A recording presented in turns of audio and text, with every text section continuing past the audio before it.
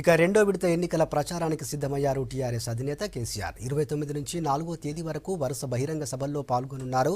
రెండో విడతలో 13 నియోజకవర్గాల్ని కవర్ చేసేలా టూర్ షెడ్యూల్ రెడీ చేశారు. హైదరాబాద్ మినహా మిగతా అన్ని నియోజకవర్గాల్లో కేసీఆర్ సభలు ఉండనున్నాయి.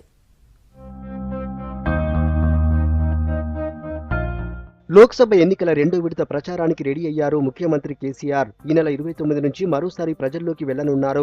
మొత్తం 6 రోజుల్లో 11 సభల్లో ప్రసంగిస్తారు కేసీఆర్. 13 నియోజకవర్గాలను కవర్ చేయనున్నారు. 29న సాయంత్రం నల్లగొండ పార్లమెంటు నియోజకవర్గంలోని మిర్యాలగూడలో మొదటి సభ జరగనుంది. అదే రోజు ఎల్బీ స్టేడియంలో ఏర్పాటు చేయనున్న మల్కాజ్గిరి, సికింద్రాబాద్, చేవెళ్ల నియోజకవర్గాల సభలో కేసీఆర్ పాల్గొంటారు. 31న వనపర్తిలో జరిగే నాగర్ కర్నూలు నియోజకవర్గ సభలో, మహబూబ్ నగర్ సభల్లో మాట్లాడనున్నారు కేసీఆర్.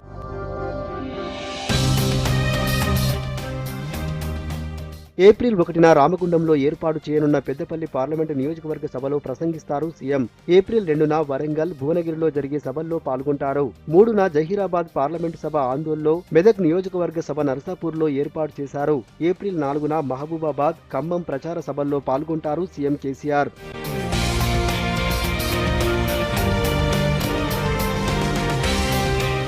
లోక్సభ ఎన్నికల ప్రచారానికి ఏప్రిల్ 9 సాయంత్రం వరకు గడువుంది. కానీ 4వ తేదీనే కేసీఆర్ ప్రచార సభలు ముగియనున్నాయి. ఆదిలాబాద్తో పాటు గట్టి పోటీ ఎదురయ్యే నియోజకవర్గాల్లో రెండోసారి ప్రచారానికి కేసీఆర్ ప్లాన్ చేస్తున్నట్లు తెలుస్తోంది. హైదరాబాద్లో ఎంఐఎంతో స్నేహపూర్వక పోటీ ఉండటంతో సీఎం ప్రచార సభలు ఉండవని టీఆర్ఎస్ వర్గాల ద్వారా తెలుస్తోంది.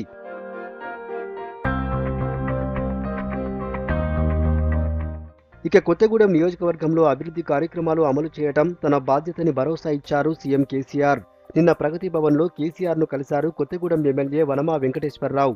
నియోజకవర్గంలోని సమస్యలను సీఎం దృష్టికి తెచ్చారు. స్పందించిన కేసీఆర్ లోక్సభ ఎన్నికలు ముగిసిన తర్వాత ప్రత్యేక సమావేశం ఏర్పాటు చేసి కొత్తగూడెం నియోజకవర్గంలో అభివృద్ధి కార్యక్రమాలు అమలు చేసేలా చర్యలు తీసుకుంటామని హామీ ఇచ్చారు. పోడు భూముల సమస్యకు కూడా పరిష్కారం చూపుతామని చెప్పారు.